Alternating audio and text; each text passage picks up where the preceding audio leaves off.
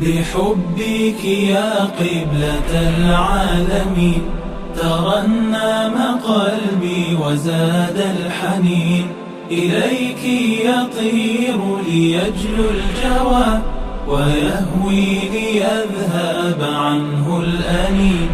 بحبك يا قبلة العالمين ترنم قلبي وزاد الحنين، إليك يطير ليجلو الجوى ويهوي ليذهب عنه الأنين. بحبك يا قبلة العالمين ترنم قلبي وزاد. بحبك يا قبلة العالمين ترنم قلبي وزاد. الحمد لله رب العالمين، وصلى الله على نبینا محمد وعلى آله و صحبه اجمعین. بینندگان عزیز و ارجمند، السلام علیکم و رحمت الله و برکاته. در برنامه امروز انشاءالله میپردازیم به بیان نامه‌های اجزای خانه کعبه، نمای بیرونی کعبه، نامه‌هایی که قسمت‌های مختلف خانه کعبه دارد و ویژگی‌هایی که در واقع خود ساختمان خانه کعبه دارد. مواردی هستند که چه بسا بسیاری از مردم در نامگذاریشون اشتباه می‌کنند یا اساساً نام قسمت‌ها و اجزای مختلف خانه کعبه رو نمی‌دانند و فرا گرفتن این نامه‌ها و شناخت اجزای خانه کعبه یک بعد عبادی دارد، یعنی احکامی تعیین شده که در هنگام حج و عمره اگر کسی این اجزای خانه کعبه و گوشه و کنار خانه کعبه را نامه‌هایش را نداند و تشخیص ندهد، چه بسا که دچار اشتباه بشود و مناسکش یا حج و عمره اش و مواردی که در طواف هست شاید که برخلاف سنت رسول الله صلی الله علیه و سلم انجام بگیرد. قبلا عرض کردم خدمت شما عزیزان که خانه کعبه، یکی از وجوه تسمیه خانه کعبه که نامش را کعبه گذاشتند این هست که به صورت مکعب هست و مربع و چارزلی هست. بین خاطر خانه کعبه را کعبه میگویند. خانه کعبه قسمت‌های مختلفی رو دارد و این خانه قبلا عرض کردم که قبله تمام مسلمانان هست، یعنی در هنگام نماز تمام مسلمانان در تمام نقاط دنیا باید رویشان را به طرف خانه کعبه و قبله بگردانند. این ساختمان مربع شکل از طرف شرق خانه کعبه رو وقتی که نگاه میکنیم روبروی باب کعبه هست، یعنی قسمتی که دروازه خانه کعبه وجود دارد این قسمت شرقش هست، آفتاب از این طرف در میاد. بعد از آن وقتی که دور میزنیم سمت راستش قسمتی که دیواری هست و به نام حتیم یا حجر معروف هست، این قسمت شمالش هست و قسمتی که روبروی در خانه کعبه هست قسمت غربی هست و قسمت دیگری که روبروی حتیم هست این در واقع قسمت جنوبی خانه کعبه هست. یعنی این اطراف چهارگانه خانه کعبه هستند.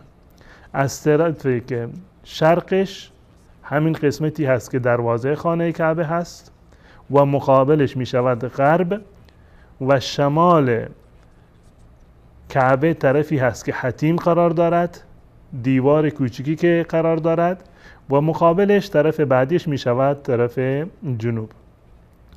خانه کعبه قبلا عرض کردم که مشتمل بر اجزای مختلف و متفاوتی هست که برای انجام صحیح مناسک حج و عمره و مشخصا طواف باید شما این موارد رو در نظر داشته باشید و بشناسید.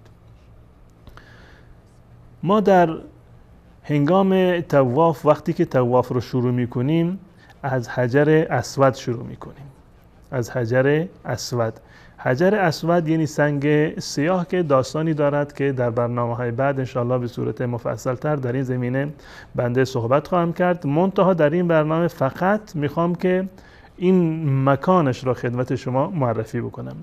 در کنار دروازه خانه کعبه و در گوشه سمت چپ، یعنی از وقتی دروازه خانه کعبه رو ما نگاه میکنیم روبروی دروازه ایستاده باشیم، در زاویه چپش این حجر اسود در واقع قرار دارد و این یکی از مواردی هست که باید ما مد نظر ما باشد و طواف رو از اینجا ما شروع میکنیم.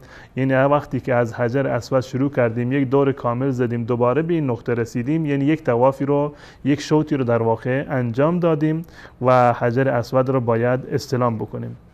این حجر اسود هست و وقتی که دور میزنیم به همین قسمتی که دور میزنیم من تمام اجزا و قسمت ها رو خدمت شما عزیزان انشاءالله معرفی میکنم.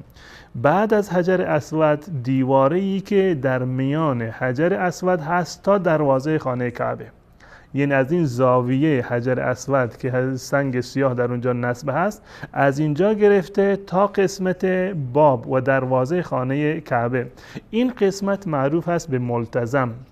قسمت معروف است به ملتزم که خودش جریانی دارد که رسول الله صلی الله علیه وسلم زمانی که حجشون رو انجام دادند خودشون رو به این قسمت خانه کعبه چسبانیدند. التزام یعنی چسبانیدن، چون که رسول الله صلی الله علیه وسلم خودشون رو به این قسمت خانه کعبه چسبانیدند و دستها را و حتی صورت و رخسار مبارکشون رو بر خانه کعبه گذاشتند، به این خاطر این قسمت را ملتزم نامیدند.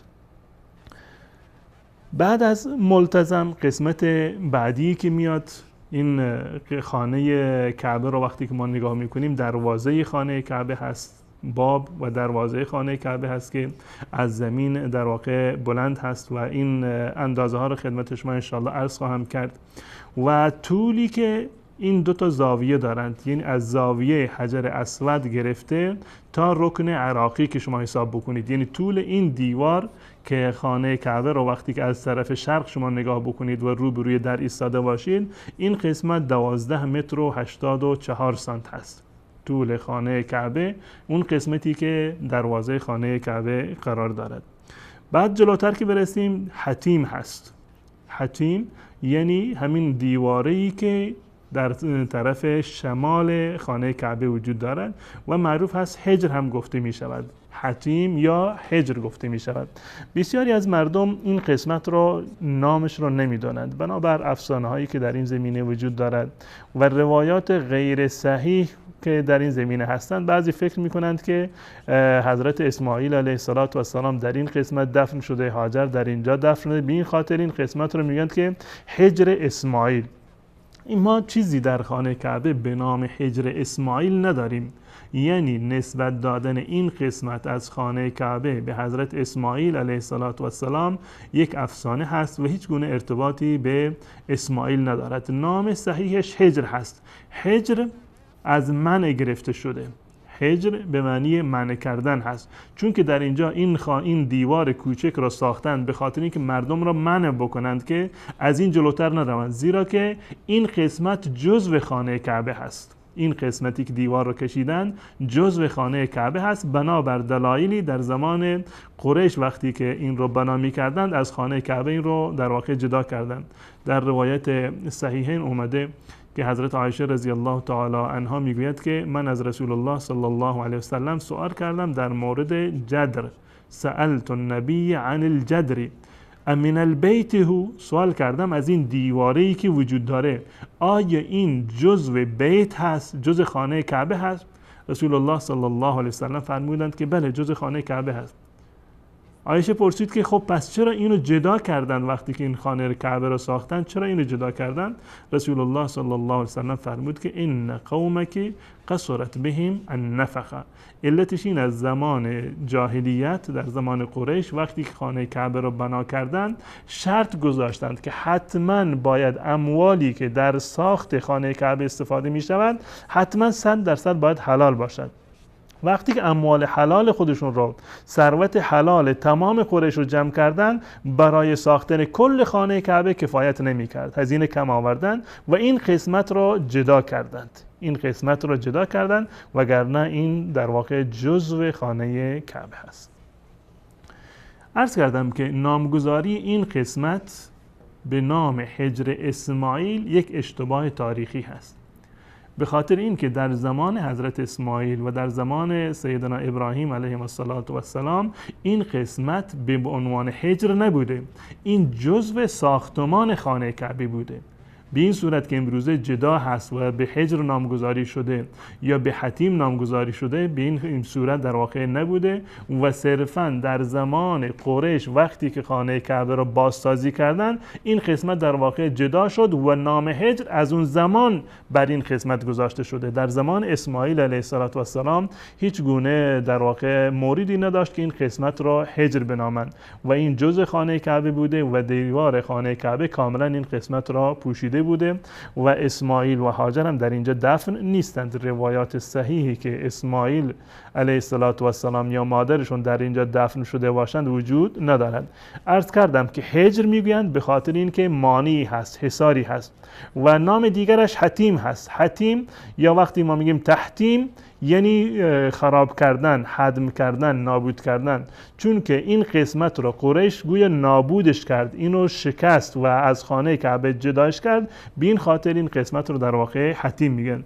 نام درستش حتیم یا همون حجر هست، حجر اسماعیل نیست. نسبت دادن این دیوار و این قسمت به حضرت اسماعیل علیه السلام یک اشتباه در واقع تاریخی هست و عرض کردم که این قسمت شمال خانه کعبه هست و این زاویه ای رو که در اینجا هست، یعنی در ابتدای این دیوار که شما می‌بینید از خانه کعبه، از کنار حجر اسود وقتی که شما طواف رو شروع کردید به زاویه دیگر میرسید، این زاویه رو میگن رکن عراقی. رکن عراقی یعنی گوشه خانه کعبه که به طرف عراق هست، گوشه خانه کعبه که به طرف عراق در واقع هست.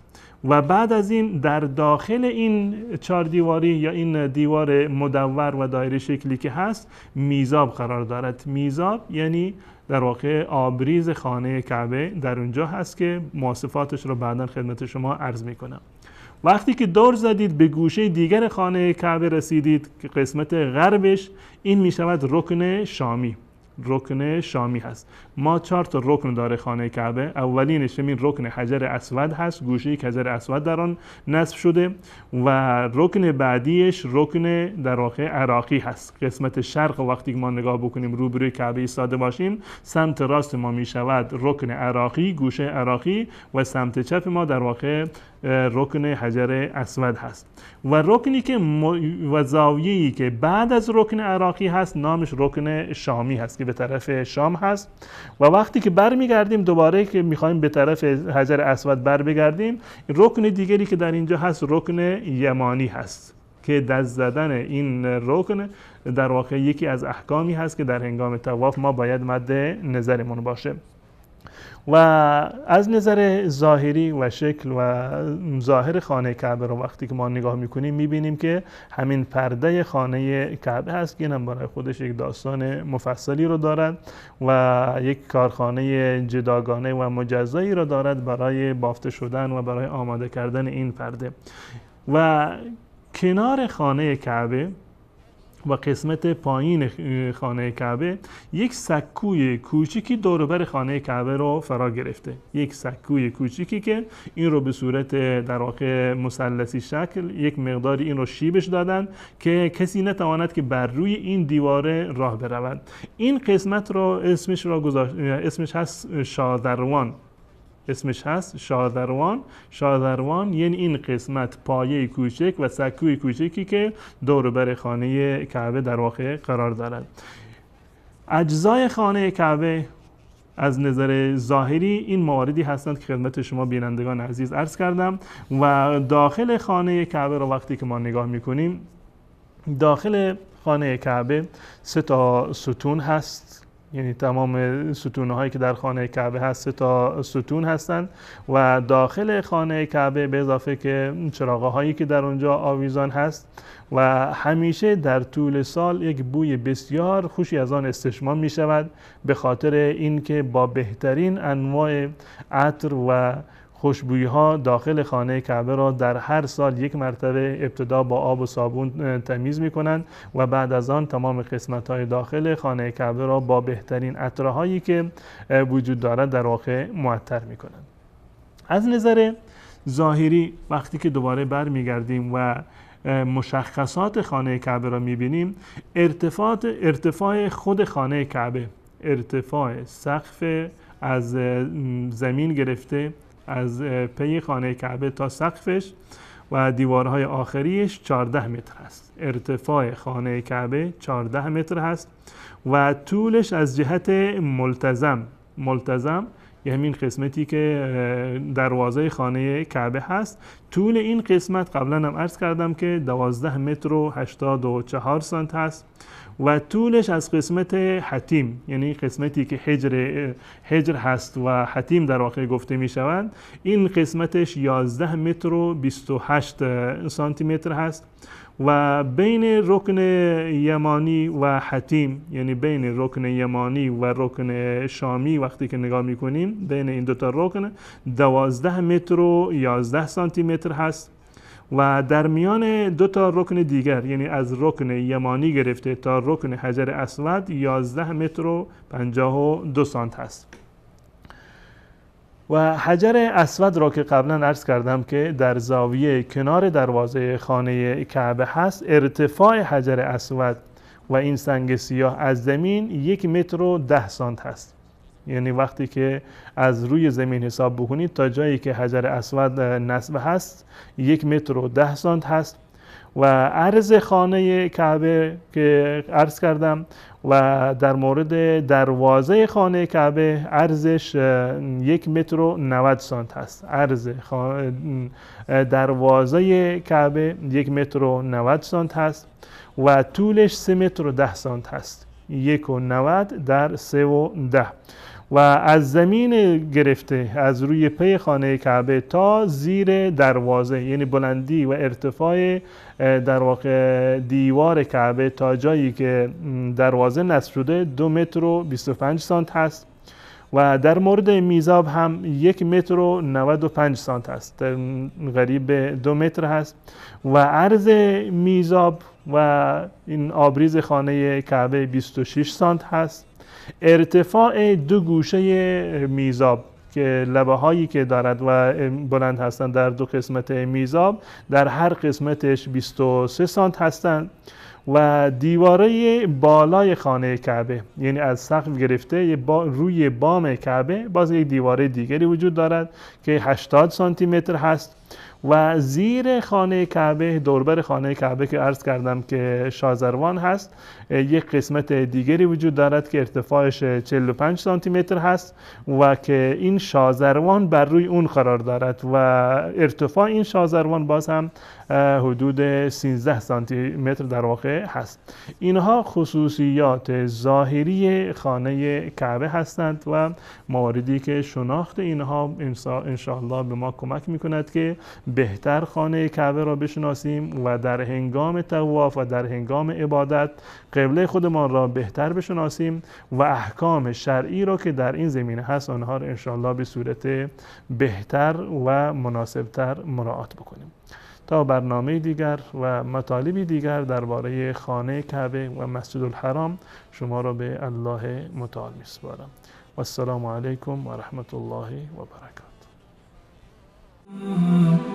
بحبك يا قبلة العالمين ترنم قلبي وزاد الحنين إليك يطير ليجلو الجوى ويهوي ليذهب عنه الأنين بحبك يا قبلة